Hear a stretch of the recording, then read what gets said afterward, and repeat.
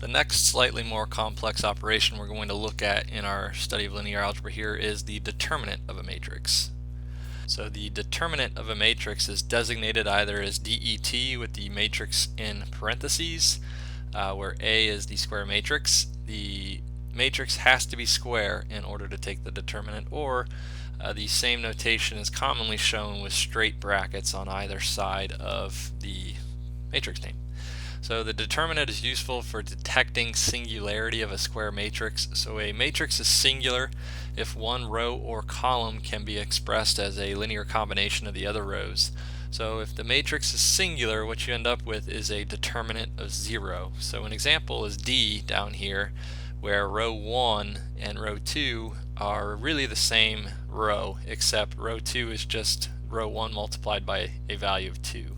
For A over here, if we look at column 1 and column 3 is really just 3 times column 1. So if you were to take the determinant, you get a value of 0 because this additional column adds no new information.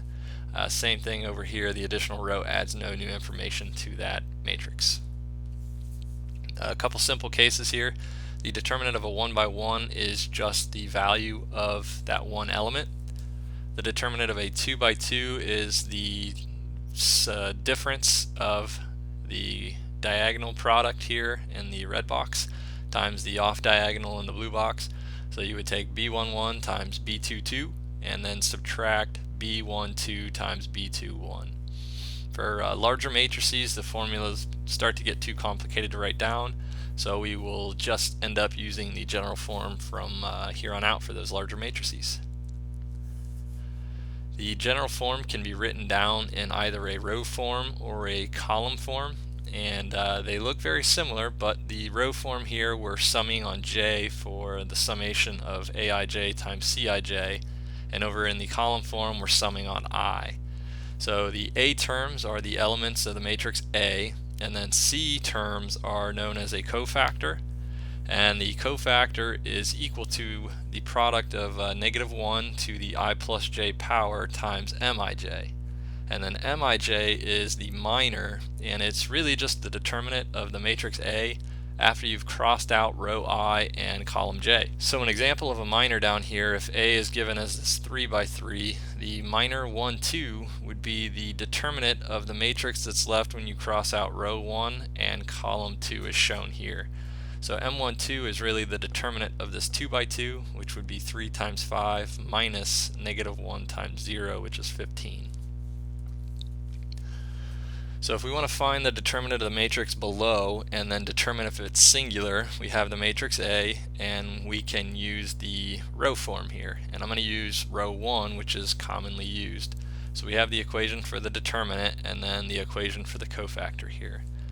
So looking at the equation here, if we expand upon the summation, knowing that we're using row 1, so I is 1, we end up with 3 separate terms, and each term involves an A term and a cofactor.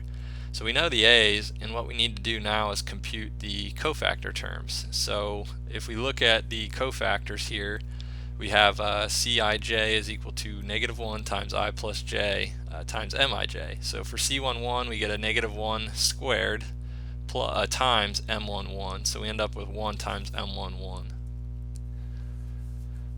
So from before we have the equation here for the determinant, and what we need to do now is find all the cofactor terms. So before we were looking at C11 and it turns out that it's 1 times M11. So M11 is the determinant of the matrix left when you cross out row 1 and column 1.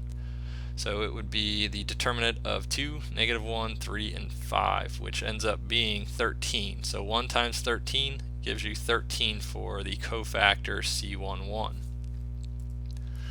Looking for C12 here, we have -1 to the 1 plus 2, which is -1 to the third power, which turns out to be a negative.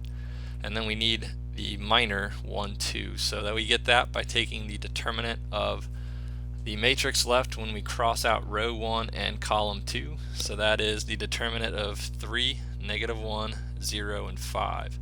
So if you find that determinant, it ends up being 15.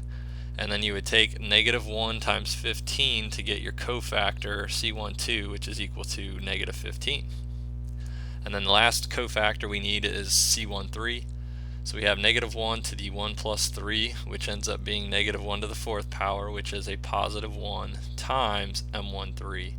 So M13 is the determinant when we cross out row 1 and column 3, so it's the determinant of 3, 2, 0, 3, and we end up with 9 for that determinant, so 9 times 1 gives us 9 for the cofactor 13.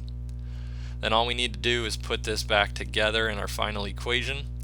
So we have A11 times C11 plus A12 times C12 plus A13 times C13. And if we fill in all of the values here that we know as computed and as given for the A's, we end up with a determinant of -2. So since the determinant is -2, we know that it is not singular. So we refer to this matrix A as a non-singular matrix.